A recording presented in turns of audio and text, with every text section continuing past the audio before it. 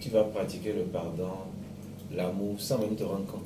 Parce que tu sais qu'en pratiquant ça, ça te donne un résultat que tu veux. Et que les gens le pratiquent, les gens le C'est vrai, c'est la théorie. Oui, on le vit tout le temps ici, tout le partout, c'est la théorie. Tout le monde, quand on conseille, tout le monde sait que ça va donner. C'est facile de se comporter. Si le corps et l'âme ont déjà pris la chose comme un goût, c'est difficile de s'emparer, de se séparer. Ça se passe tout le temps. Sinon, les enseignements que moi j'ai donnés à beaucoup de personnes, ils seront déjà changés.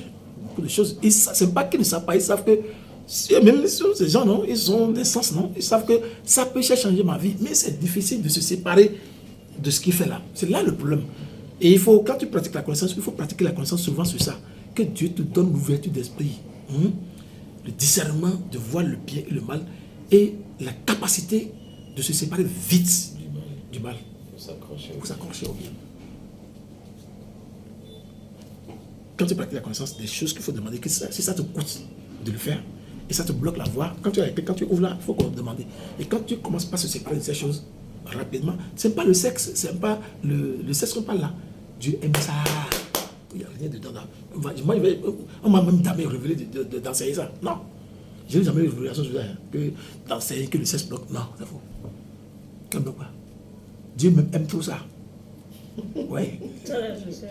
Oui, donc c'est pas histoire de sexe.